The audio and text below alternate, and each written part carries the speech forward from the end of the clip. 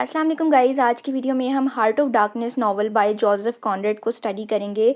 इस नॉवल की कहानी मार्लो नाम के एक कैरेक्टर के थ्रू नरेट की गई है, जो कि एक सेलर है और वो अपने दोस्तों को वो शिप की डेक पे ये कहानी सुना रहा है रिवर थेम्स के अंदर, जो कि लंदन इंग्लैंड में है। और वो ऐसी कहानी बिकॉज़ उसने अपनी वो सेलर है, उसने अपनी ज़िंदगी में बहुत सारे सफ़र किए हुए हैं।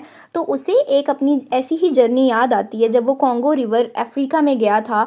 और वो ज़माना भी कौन-सा था जब यूरोपियन कॉलोनाइज़ेशन वहाँ पे हो रही थी। तो इसमें इसी वजह से आपको थीम्स भी इम्पीरियलिज़्म की देखने को मिलेंगी, एक्सप्लॉइटेशन ऑफ ह्यूमन राइट्स देखने को मिलेंगी, देन मैडनेस, ह्यूमन ग्रीड और मोरल डिके काफ़ी इम्पैक्ट देखने को मिलेगा।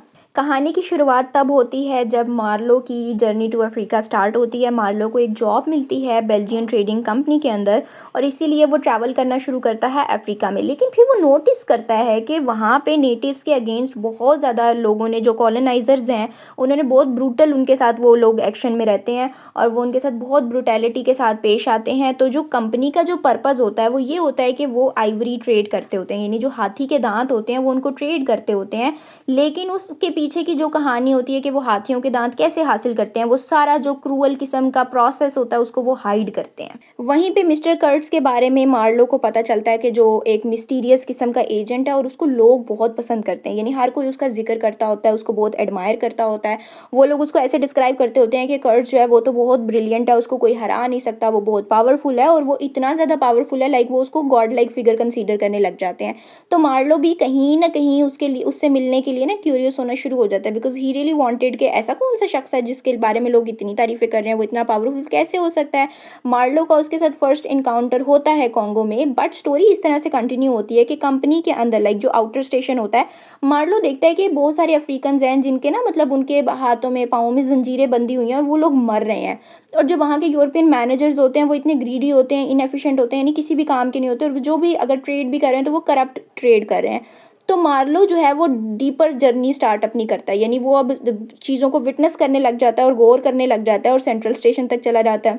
वहाँ पे जाके इसको पता चलता है कि उसकी जो स्टीम बोट है वो डैमेज हो गई है और इसी वजह से इसकी जर्नी जो है वो रुक जाती है। फिर ये बहुत ज़्यादा और रूमर्स सुनने लग जाता है कर्ट्स के बारे में। कुछ उसको ऐसे एडमायर करते होते हैं कि उस जैसा तो कोई नहीं है और कुछ उससे ऐसे डरते होते हैं कि वो अगर, मतलब हमें देख लेगा तो हमें मार ना दे, ये वो सब। फिर इसे कर्ट्स के बारे में पता चलता है कि mad in the wilderness, like वो ना जंगल में जाके वो पागल हो गया है। कर्ट्स के बारे में वो इस तरह की बातें भी सुन लेता है।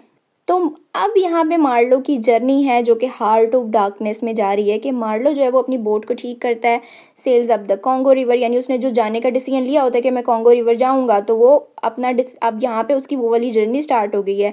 अब रिवर जो है वो एक ऐसा पाथ उसको लग रहा होता है कि इस रिवर के थ्रू वो किसी मिस्ट्री के अंदर जा रहा है, किसी बहुत ज़्यादा बड़े डेंजर की तरफ जा रहा है और बहुत ज़्यादा डार्कनेस में जा रहा है। ये यहाँ पे अब टाइटल आपको नज़र आएगा कि हार्ट ऑफ डार्कनेस, यानी अब वो उस हार्ट ऑफ डार्कनेस में जा रहा है। नेटिव जो है वो उसकी स्टीम बोट को एरोज़ के थ्रू वो अटैक भी कर देते हैं, लेकिन मार्लो जो है वो सेंस कर लेता है कि Kurtz has become a tribal leader commanding fear. और जितना ज़्यादा ये लोग नज़दीक जाते रहते हैं, उतना ही ज़्यादा स्ट्रेंजर फ़ील होता है, उतना ही ज़्यादा डार्कर फ़ील होता है और उतना ही ज़्यादा ख़तरा भी फ़ील हो रहा होता है। फाइनली मार्लो जब पहुंच जाता है और कर्ट्स से मिलता है तो उससे कर्ट्स बहुत ज़्यादा वीक नज़र आता है। लाइक वो फिज़िकली वीक होता है बट मेंटली अभी भी वो कमांडिंग ही लग रहा होता है, बिकॉज़ उसने अपना नैरेटिव ही ऐसा सेट कर लिया होता है नेटिव्स के दरमियान में कि लोग उसको फिर भी गॉड लाइक फिगर ही कंसीडर कर रहे होते हैं और उसको कमांडर ही समझ रहे होते हैं, यानी उसने एक अपने बारे में ये नैरेटिव भी सेट किया हुआ था। अब उसके घर के बाहर बहुत ज़्यादा लाइक इंसानों के सर हैं जो स्टेक्स के ऊपर लगाए हुए हैं और इधर से पता चल रहा है कि लाइक वो एक मैड इंसान है। मतलब ये तो पागलपन हुआ ना कि आप इंसान के सर जो है काट के डंडों पे लगा के उनको ऐसे रिप्रेजेंट कर रहे हैं अपने घर के बाहर। इसी तरह से कर्ट्स का जो उसकी रिप्रेजेंटेशन भी है वो एब्सोल्यूट पावर है, यानी कि वो उसको अनचेक्ड बाय मोरालिटी, यानी उसका कोई ज़मीर नहीं है जो उसको बताए कि अपनी पावर को कंट्रोल भी करना होता है। मरने से पहले, because he was very sick, तो वो मरने से पहले अपने फेमस वर्ड्स कहता है, द हॉरर द हॉरर। और कर्ट्स जो है वो स्टीम बोट में लाइक जैसे वो जा रहा होता है उसी के अंदर होता है तो फिर वो मर जाता है।